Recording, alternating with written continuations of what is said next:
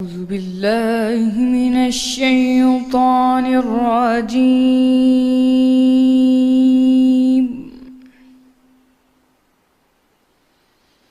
بسم الله الرحمن الرحيم.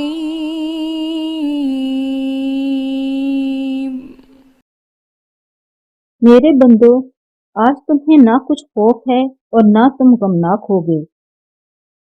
جو لوگ ہماری آیتوں پر ایمان لائے اور فرما بردار ہو گئے، ان سے کہا جائے گا کہ تم اور تمہاری بیویاں عزت اور احترام کے ساتھ بہشت میں داخل ہو جاؤ۔ ان پر سونے کی پرچوں اور پیالوں کا دور چلے گا، اور وہاں جو جی چاہے اور جو آنکھوں کو اچھا لگے موجود ہوگا، اور اہل جنت تم اس میں ہمیشہ رہو گے۔ اور یہ جنت جس کے تم مالک کر دیے گئے ہو، تمہارے اعمال کا صلہ ہے۔ وہاں تمہارے لیے بہت سے میوے ہیں جن کو تم کھاؤ گے، اور کفار گنہگار ہمیشہ دوزخ کے عذاب میں رہیں گے جو ان سے ہلکا نہ کیا جائے گا، اور وہ اس میں نا امید ہو کر پڑے رہیں گے۔ اور ہم نے ان پر ظلم نہیں کیا، بلکہ وہی اپنے آپ پر ظلم کرتے تھے۔ اور پکاریں گے کہ اے مالک، تمہارا پروردگار ہمیں موت دے دے۔ وہ کہے گا کہ تم ہمیشہ اسی حالت میں رہو گے۔ ہم تمہارے پاس حق لے کر پہنچے، لیکن تم میں سے اکثر حق سے ناخوش ہوتے رہے۔ کیا انہوں نے کوئی بات ٹھہرا رکھی ہے تو ہم بھی کچھ ٹھہرانے والے ہیں۔ کیا یہ لوگ یہ خیال کرتے ہیں کہ ہم ان کی پوشیدہ باتوں اور سرگوشیوں کو سنتے نہیں؟ ہاں ہاں، سب سنتے ہیں، اور ہمارے فرشتے ان کے پاس ان کی سب باتیں لکھ لیتے ہیں۔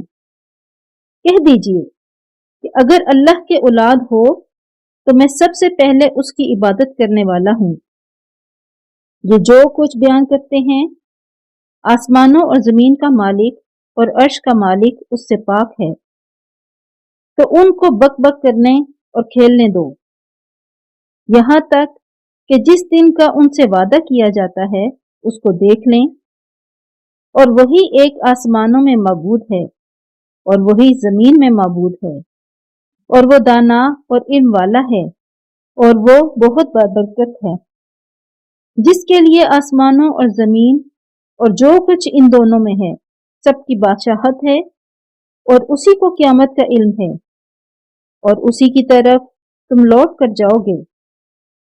اور جن کو یہ لوگ اللہ کے سوا پکارتے ہیں، وہ سفارش کا کچھ اختیار نہیں رکھتے۔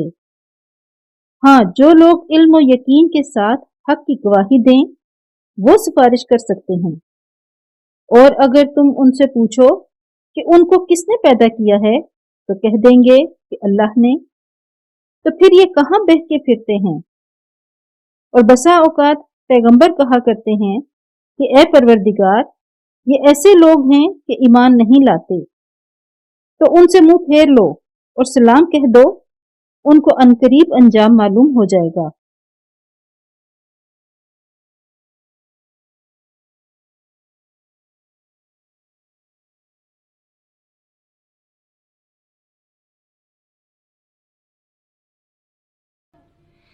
صدق اللہ